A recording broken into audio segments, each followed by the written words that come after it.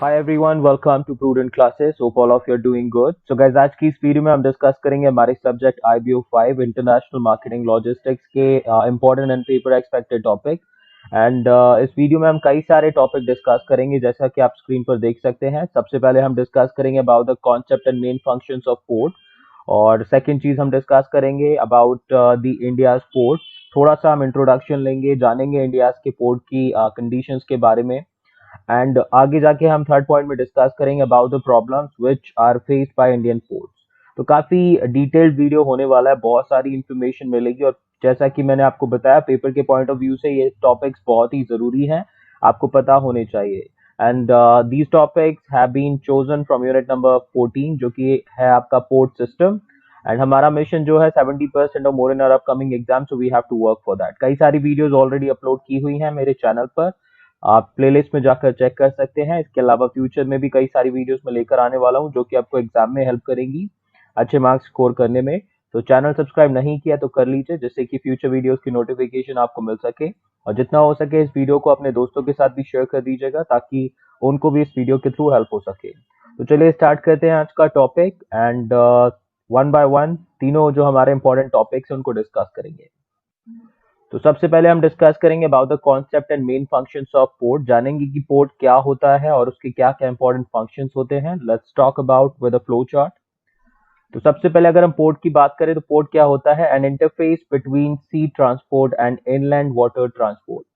तो जो हमारा सी ट्रांसपोर्ट होता है और इनलैंड वाटर ट्रांसपोर्ट होता है उसके बीच में कोई भी इंटरफेस पोर्ट कहलाता है। ठीक है, इन दोनों के बीच में जो कनेक्शन एस्टेब्लिश करने का काम होता है वो किसका होता है? पोर्ट का होता है। तो पोर्ट क्या है? Port is an interface between sea transport and inland water transport. और पोर्ट जो है एक बहुत ही इंपॉर्टेंट इंफ्रास्ट्रक्चर होता है किसी भी कंट्री के सी बॉर्न ट्रांसपोर्ट के लिए या सी बॉर्न ट्रेड के लिए। Now, port plays a key role in physical supply and physical distribution management. और पोर्ट्स की अगर हम बात करें तो बहुत ही इंपॉर्टेंट रोल होता है पोर्ट का गुड्स की फिजिकल सप्लाई और फिजिकल डिस्ट्रीब्यूशन में। ठीक है, ध्यान दीजिएगा, पोर्ट क्या है? एक interface between sea transport and inland water transport और इनका एक बहुत ही क्रूशियल रोल होता है in the physical supply of goods, people and physical distribution of goods as well. Now अगर हम एक और पॉइंट लें यहाँ पर तो पोर्ट क्या है? एक नोडल पॉइंट है for exchange of import and export cargoes. तो जितने भी इंपोर्ट एंड एक्सपोर्ट के कार्गोज होते हैं उनको उनके बीच का एक नोडल पॉइंट होता है, यानी कि एक प्लेस जहां से आपका गुड्स को या कार्गो को इंपोर्ट किया जाएगा और दूसरी तरफ एक्सपोर्ट किया जाएगा, तो उन दोनों के बीच की एक लोकेशन होती है पोर्ट जहां से ये ट्रांजैक्शन स्टार्ट होंगे। तो एक नोडल पॉइंट होता है port between the import and export cargoes exchange. Now principal या फिर मेन फंक्शंस की बात करें पोर्ट के तो क्या क्या होते हैं? Will discuss three important functions of port. सबसे पहला फंक्शन है providing entry and exit for cargoes and passengers. तो कार्गोज यानी कि गुड्स और पैसेंजर्स को एंट्री और एग्जिट प्रोवाइड करना, ये सबसे पहला फंक्शन है किसका? पोर्ट का। दूसरा है providing required infrastructure for handling goods traffic. तो आपका जो गुड्स का ट्रैफिक होता है उसको हैंडल करने के लिए एक इंफ्रास्ट्रक्चर प्रोवाइड करने का काम भी पोर्ट करते हैं। और third is increase countries transport system efficiency. और किसी भी कंट्री के ट्रांसपोर्ट सिस्टम की एफिशिएंसी बढ़ाने का काम भी कौन करते हैं? पोर्ट करते हैं। तो तीन इंपॉर्टेंट फंक्शंस हैं जो आपको ध्यान रखने हैं पोर्ट के। सबसे पहले तो एंट्री और एग्जिट प्रोवाइड करती है कार्गोज और पैसेंजर्स को, और आपकी जो गुड्स होती है उसका ट्रैफिक हैंडल करने के लिए एक बहुत ही इंपॉर्टेंट इंफ्रास्ट्रक्चर होती है पोर्ट। और थर्ड थिंग, किसी भी कंट्री में अगर उसको अपने ट्रांसपोर्ट सिस्टम की एफिशिएंसी बढ़ानी है तो पोर्ट जो है वो बहुत ही क्रूशियल रोल प्ले करता है। अगर हम बात करें तो वर्ल्ड में जो सी बॉर्न ट्रेड है वो सबसे ज्यादा होता है क्योंकि ये सबसे लोएस्ट कॉस्ट पर होता है। अभी भी एयर ट्रांसपोर्ट की अगर हम बात करें that is one of the best facilities available, लेकिन एयर ट्रांसपोर्ट एक्सपेंसिव है काफी, रोड ट्रांसपोर्ट भी एक्सपेंसिव है। तो सी ट्रांसपोर्ट एक ऐसा मीन है जो कि बहुत ही आपका चीप पड़ता है as compare to other sources of transportation. तो इसीलिए जो पोर्ट होते हैं वो एक कंट्री की ट्रांसपोर्ट सिस्टम की एफिशिएंसी इंक्रीज करने में हेल्प करते हैं। ध्यान दीजिएगा, this is the third important और the principal function of port. तो आई एम श्योर कि जो ये कॉन्सेप्ट है पोर्ट का वो आपको समझ में आ चुका होगा, मेन फंक्शंस भी समझ में आ चुके होंगे। अब आगे डिस्कस करते हैं इंडियन पोर्ट का थोड़ा सा इंट्रोडक्शन लेंगे, जानेंगे इंडिया में पोर्ट किस तरीके से रन होते हैं और कौन कौन से आपके इंपॉर्टेंट पोर्ट्स हैं। Let's talk about. तो इंडियन पोर्ट्स की अगर हम बात करें तो इंडिया में लगभग 13 मेजर पोर्ट्स हैं, जिसमें से 12 जो पोर्ट्स हैं वो गवर्नमेंट ओन्ड है and one is privately owned. तो in total there are 13 major ports, 12 ports are government owned. ठीक है, जो मेजर पोर्ट्स 13 है उसमें से 12 major ports are owned by government and one is owned by a private sector company and 187 notified minor and intermediate ports है। Okay, तो minor and intermediate ports कितने हैं इंडिया में? Notified 187 and major ports are 13, out of which 12 are government owned and one is the private owned. Now अगर हम बात करें तो ये जितने भी मेजर एंड माइनर पोर्ट हैं they are servicing India coast line, जो कि है लगभग 7516.6 किलोमीटर, जो कि बिगेस्ट है वर्ल्ड की। तो इंडिया का जो कोस्ट लाइन है काफी बड़ा है, विच इज अबाउट 7516.6 किलोमीटर। और ये जो 13 major ports and 187 notified minor and intermediate ports हैं, ये सर्विस करते हैं इंडिया की इतनी बड़ी कोस्ट लाइन को। नाउ अगर हम बात करें, जो इंडियन पोर्ट्स हैं वो सर्व करते हैं मैरीटाइम ट्रांसपोर्ट को, यानी कि जो सी ट्रांसपोर्ट होता है उसको सर्व करने का काम होता है इंडिया के पोर्ट्स का। और इंडिया का अगर हम बात करें तो 95% जो ट्रेड है वॉल्यूम के अकॉर्डिंग वो मैरीटाइम ट्रांसपोर्ट के थ्रू होता है, और 70% जो वैल्यू के अकॉर्डिंग है इंडिया का ट्रेड वो बेसिकली मैरीटाइम ट्रांसपोर्ट के थ्रू होता है। तो जो पोर्ट्स हैं वो काफी क्रूशियल रोल प्ले करते हैं इंडिया के ट्रेड, चाहे वो वॉल्यूम के टर्म में हो या वैल्यू के टर्म में हो। ध्यान दीजिएगा, इंडिया का लगभग 95% जो ट्रेड है वॉल्यूम के अकॉर्डिंग वो होता है सी ट्रांसपोर्ट के थ्रू, एंड 70% जो वैल्यू के अकॉर्डिंग होता है वो होता है मैरीटाइम ट्रांसपोर्ट यानी कि सी ट्रांसपोर्ट के थ्रू। तो ध्यान दीजिए, पोर्ट्स का काम होता है सी ट्रांसपोर्ट को क्या करना, सपोर्ट करना। तो इस तरीके से जो इंडियन पोर्ट है काफी क्रूशियल रोल प्ले करते हैं इकोनॉमी में। नाउ ओल्डेस्ट पोर्ट्स की अगर बात करें इंडिया के तो वो है कोलकाता में, मुंबई में एंड चेन्नई में। तो oldest ports of India are in Kolkata, Mumbai and Chennai, जो कि लगभग 17th सेंचुरी में एस्टैब्लिश हुए थे। आपको भी पता है ब्रिटिश गवर्नमेंट को अब चाहिए था सपोर्ट, इंफ्रास्ट्रक्चर चाहिए था अपने शिप्स वगैरह के लिए, तो उस टाइम पर कोलकाता, मुंबई एंड चेन्नई में सबसे पहले आपके एस्टैब्लिश हो गए थे पोर्ट्स।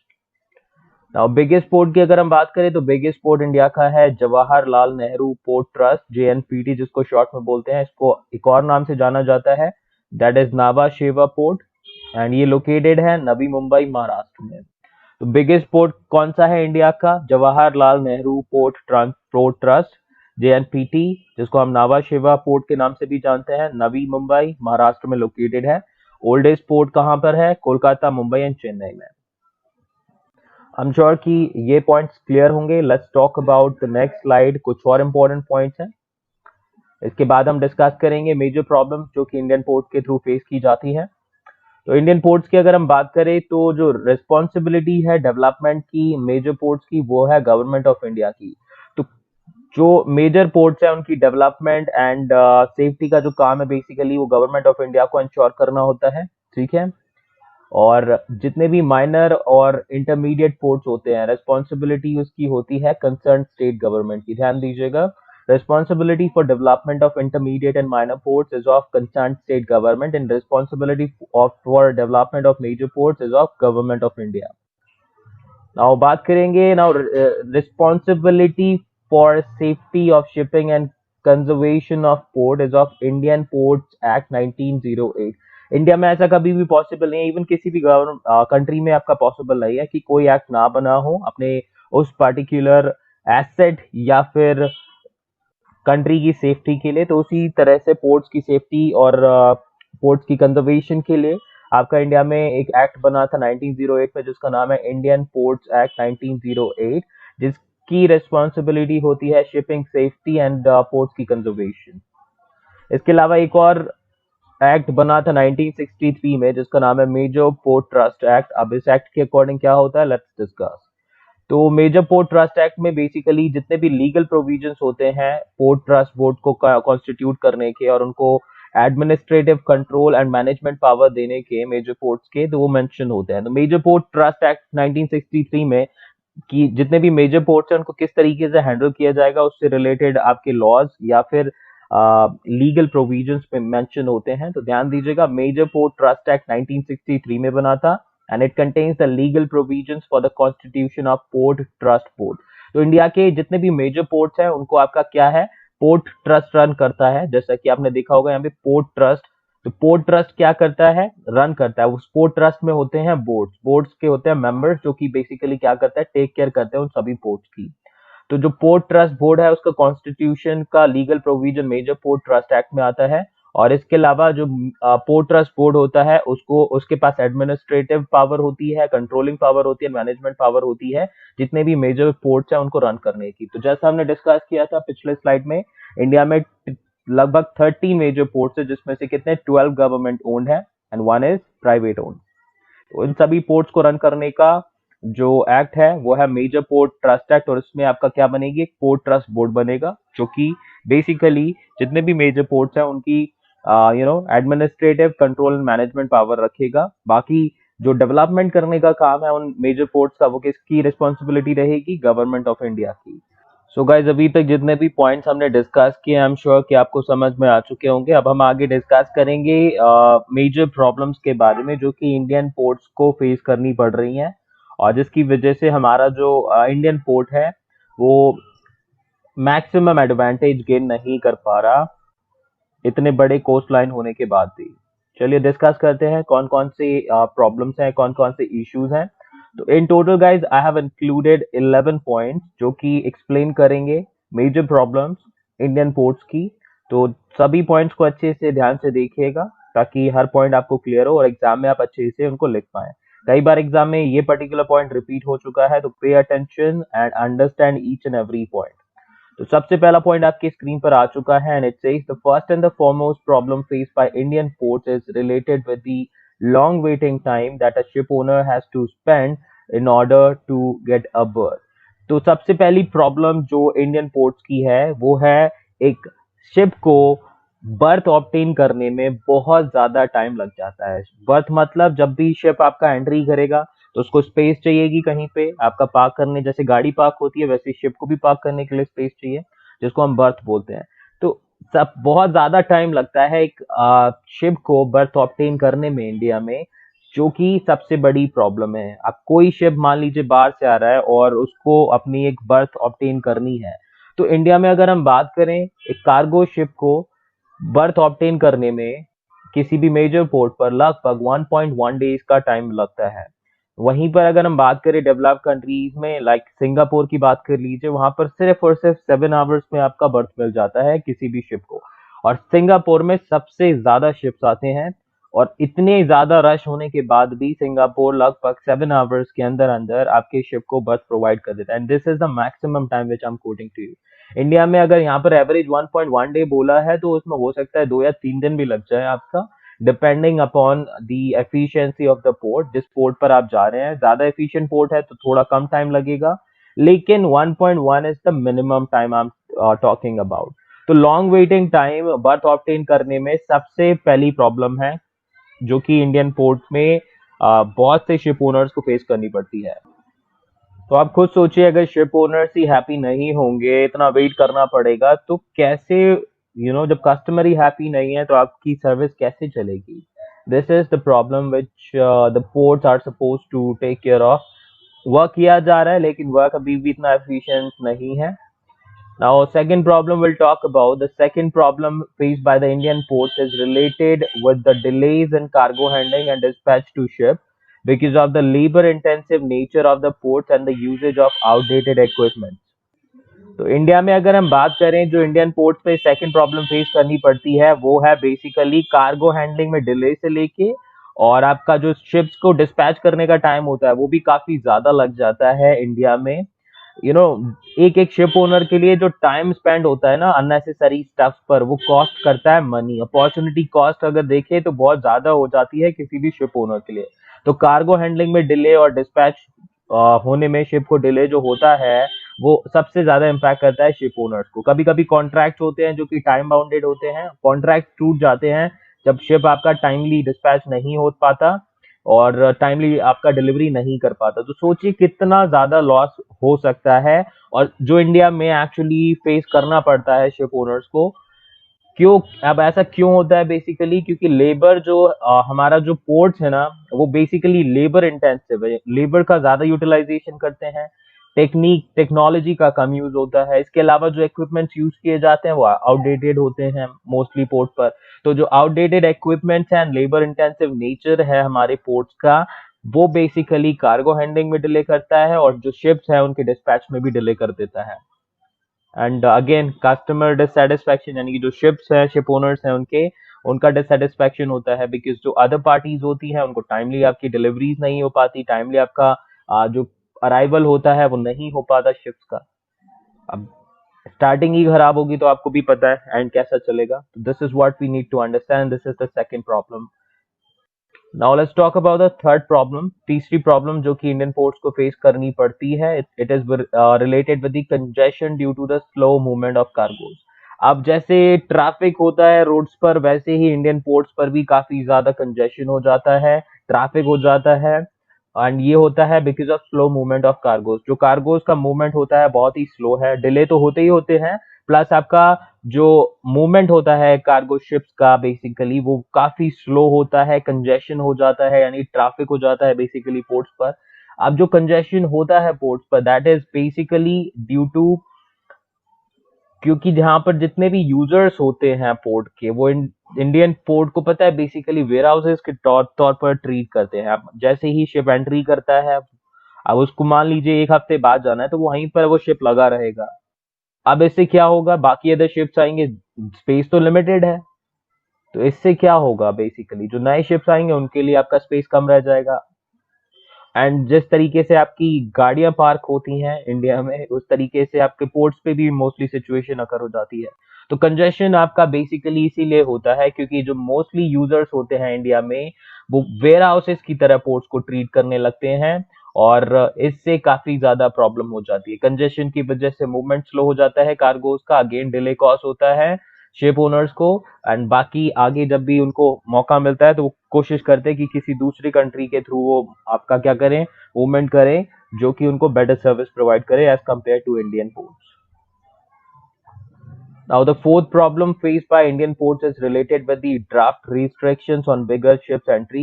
तो guys, इंडिया में एक आपका रूल है, जब भी कोई बहुत बड़ा शिप आएगा, कार्गो शिप, तो उसको क्या है, आपकी ड्राफ्ट लेना पड़ेगा, ड्राफ्ट करवाना पड़ेगा उसका। तो ड्राफ्ट रिस्ट्रिक्शन की वजह से इंडिया में जो बिगर शिप्स की एंट्री है उनमें भी काफी ज्यादा प्रॉब्लम्स होती हैं।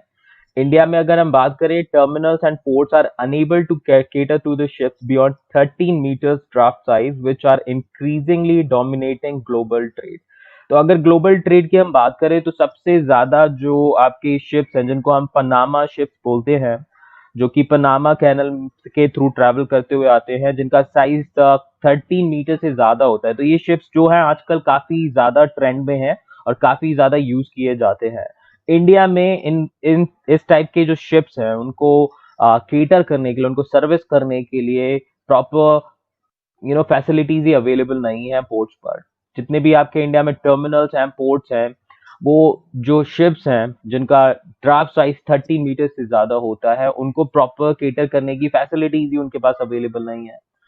और जिनके पास अवेलेबल है वहां पर उनके कम्बरसम स्ट्रक्चर है, फॉर्मेलिटी है, आपका ये फॉर्म फिल कीजिए, ये फॉर्म फिल कीजिए, ये डेटा बताइए, वो डेटा बताइए। Again it creates a lot of problem for the ship owners. तो ड्राफ्ट रिस्ट्रिक्शन जो आपकी है बिगर शिप्स की एंट्री पर, ये भी एक आपकी बहुत बड़ी प्रॉब्लम है जो कि इंडियन पोर्ट्स पर फेस करनी पड़ती है शिप ओनर्स को। और इसके लिए भी necessary action is supposed to be taken, ताकि जो इंक्रीजिंग नंबर ऑफ शिप्स हैं इस टाइप के, उनको हम प्रॉपरली हैंडल कर सके। नाउ फिफ्थ प्रॉब्लम को हम देखते हैं ना। What is the problem? The fifth problem faced by Indian ports is related with the absence of night navigation facilities which lead to great loss of time. Indian ports के पास night navigation, जितने भी mostly ports हैं उनके पास night navigation facility available ही नहीं है। अब night में यानी कि कोई जो शिप है जो कि आपका जाना चाहता है, एंट्री करना चाहता है, तो उनको बड़ी प्रॉब्लम होती है इंडियन पोर्ट्स पर। तो ये एक बहुत ही बड़ा चैलेंज है हमारे लिए। और इससे क्या है, बहुत सारे जो शिप ओनर्स हैं उनका टाइम खराब होता है। Again poor service leads to customer dissatisfaction, और आगे वो हमारी सर्विस लें ऐसा पॉसिबल भी नहीं है unless it is very very important for them. तो पांचवी प्रॉब्लम जो इंडियन पोर्ट्स पे फेस करनी पड़ती है, that is basically related with the absence of night navigation facilities. Night navigation facilities available नहीं है इंडियन पोर्ट्स पर। The sixth problem faced by Indian ports is related with the non-availability of the proper handling equipment for handling containerized cargoes. Besides this, the availability of adequate container yards, container freight stations, and warehousing facilities in the vicinity of the ports are also insufficient in our country. तो India में अगर हम बात करें तो बहुत सारे ऐसे पोर्ट्स हैं जो कि प्रॉपर इक्विपमेंट्स नहीं है जिनके पास में कंटेनराइज कार्गो को हैंडल करने के लिए। बहुत सारे इंडियन पोर्ट्स हैं जिनके पास क्या नहीं है, बेसिकली आपके प्रॉपर इक्विपमेंट्स नहीं है जिसके थ्रू कंटेनराइज्ड कार्गोज को वो हैंडल कर सके। अब कंटेनराइज्ड कार्गोज आज के टाइम में बहुत ज्यादा आपका डिमांड में है। जितने भी आपके एक्सपोर्टर्स इंपोर्टर्स होते हैं कंटेनराइज्ड कार्गो को ज्यादा प्रेफर करते हैं सेफ्टी की वजह से और ईज इन हैंडलिंग की वजह से बेसिकली। और इस पर्टिकुलर चीज के लिए भी हमारे पास प्रॉपर इक्विपमेंट नहीं है in most of the ports. और इसके अलावा अगर हम बात करें तो प्रॉपर इक्विपमेंट्स के अलावा हमारे पास जो फैसिलिटीज है कंटेनर यार्ड्स की, कंटेनर फ्रेट स्टेशंस की, और इवन वेयर हाउसिंग जो फैसिलिटी रिक्वायर्ड है किसी भी शिप के लिए या फिर आपका किसी भी कंटेनर के लिए, वो भी आपके आसपास की विसिनिटी में अवेलेबल नहीं होती प्रॉपर क्वांटिटी में। तो हमारे पास इनकी लिमिटेशंस हैं जिनकी वजह से भी इंडियन पोर्ट्स को क्या करना पड़ता है, प्रॉब्लम फेस करना पड़ता है। Now, next point जो कि हम डिस्कस करेंगे, the seventh problem faced by Indian ports is related with the slow modernization programs, outdated manning skills and absence of maintenance of equipment. India में ये एक और प्रॉब्लम है कि जो मॉडर्नाइजेशन प्रोग्राम है काफी स्लो है। यानी कि जो पोर्ट्स को मॉडर्नाइज करना चाहिए, नई नई टेक्नोलॉजी जैसी आती है वैसे इंप्लीमेंट करानी चाहिए, इनके प्रोग्राम्स बहुत स्लो है हमारी कंट्री में। जो इवन स्टाफ है they are also not modernized, उनको कंप्यूटर यूज करना भी बड़ी मुश्किल से आता है। जो मोस्टली जो स्टाफ है वो आपके टेन्योर्ड हैं, एक्सपीरियंस्ड हैं, लेकिन जो बेसिकली टेक्नोलॉजी की रिक्वायरमेंट है हमें पोर्ट्स पर उनके लिए वो कैपेबल नहीं है। मैनिंग स्किल्स बेसिकली अगर हम बात करें तो वो भी काफी आउटडेटेड यूज किए जाते हैं, और जो इक्विपमेंट की मेंटेनेंस होनी चाहिए रेगुलर बेसिस पर उसकी भी एब्सेंस है हमारी कंट्री में, जिसकी वजह से बहुत सारे इक्विपमेंट्स जल्दी खराब हो जाते हैं या फिर जो उनकी कंडीशन होती है वो अच्छी नहीं होती, और जब आप यूज कर रहे होते हैं उनको तो ऑब्वियस सी बात है एक इक्विपमेंट जब वो अपनी 100% कैपेसिटी में यूटिलाइजेशन के लिए अवेलेबल ही नहीं है तो कैसे आप 100% ऑप्टेन कर सकते हैं उससे। तो absence of maintenance, slow modernization program and outdated manning techniques या स्केल्स, ये भी बहुत बड़ी प्रॉब्लम्स है इंडियन पोर्ट में जो कि बेसिकली आपकी फेस की जाती हैं रेगुलर बेसिस पर। Now, the eighth problem faced by Indian ports is related with the imbalanced labor equipment ratio and frequent labor strikes due to excess of labor in the sector. तो जितने भी Indian ports हैं, जैसा कि हमने initially discuss किया था कि हमारे जो पोर्ट्स है वो लेबर इंटेंसिव हैं, और लेबर इंटेंसिव होने की वजह से यानी कि जब एक्सेस में लेबर अवेलेबल है तो लेबर स्ट्राइक्स होना बहुत ही कॉमन है। तो फ्रीक्वेंट लेबर स्ट्राइक्स होती हैं पोर्ट्स पे। और जो बैलेंस है लेबर इक्विपमेंट रेशियो यानी लेबर ज्यादा इक्विपमेंट कम, लेबर ज्यादा इक्विपमेंट कम, ये इम्बैलेंस की वजह से भी काफी प्रॉब्लम होती है इंडियन पोर्ट्स पर। तो देखिए इतनी सारी प्रॉब्लम्स हैं और इसकी वजह से एट दी एंड इम्पैक्ट क्या होता है हमारी सर्विस पर, जो हमें इस पर्टिकुलर इंफ्रास्ट्रक्चर यानी पोर्ट के थ्रू जो हमें सर्विस प्रोवाइड करनी चाहिए, यानी कि जो अच्छी फैसिलिटीज प्रोवाइड करनी चाहिए वो हम नहीं कर पाते। और जो सेटिस्फेक्शन लेवल होता है शिप ओनर्स का तो वो बहुत ही कम हो जाता है। Now, the ninth problem faced by Indian ports is related with the complicated customs and other formalities used in our country for the clearance of cargoes and documents. आपको भी पता है हमारे कंट्री में गवर्नमेंट डिपार्टमेंट्स किस तरीके से अपना टास्क करते हैं। तो जो कॉम्प्लिकेटेड हमारी कस्टम्स एंड अदर फॉर्मेलिटीज होती हैं कार्गोज या डॉक्यूमेंट्स की क्लियरेंस ऑब्टेन करने के लिए, वो भी काफी ज्यादा प्रॉब्लम क्रिएट करती हैं इंडियन पोर्ट्स पर शिप ओनर्स के लिए। तो जो इंडियन पोर्ट्स हैं वो एक अच्छे प्लेस के तौर पर नहीं दिए देखे जाते, क्योंकि इंडिया में जो रूल्स एंड रेगुलेशंस हैं वो बहुत ही ज्यादा कॉम्प्लिकेटेड है। ठीक है, मतलब बेसिकली जो रूल्स हैं वो इम्पोर्टेंट है लेकिन कॉम्प्लिकेटेड हैं। कोई क्लैरिटी नहीं होती किस तरीके से आपको टास्क करना है, तो इस लैक ऑफ क्लैरिटी की वजह से भी काफी टाइम वेस्ट हो जाता है शिप ओनर्स का। एंड ये भी एक बहुत बड़ी प्रॉब्लम है हमारी कंट्री में। तो ध्यान दीजिएगा, जो customs and other formalities follow करनी पड़ती हैं in order to obtain the clearance of cargoes, वो बहुत ही कॉम्प्लिकेटेड है। डे बाय डे कोशिश किया जा रहा है कि डिजिटल फॉर्म में आपकी इन इन चीजों की, इन इश्यूज को सॉल्व किया जाए, लेकिन अभी भी फैसिलिटी सफिशिएंट नहीं है। Now, the 10th problem faced by Indian ports is related with the poor hinterland connectivity through rail, road, highways, coastal shipping, and inland waterways. This increases the cost of transportation and cargo movement. तो now guys हम 10th problem को discuss करेंगे, और इसमें basically आती है poor hinterland connectivity, यानी कि जो हमारे पोर्ट्स हैं उनको जो कनेक्ट करने के लिए रेल, रोड, हाईवेज की फैसिलिटी है वो भी आपकी कैसी है, सफिशिएंट नहीं है, एफिशिएंट नहीं है, आप कह सकते हो।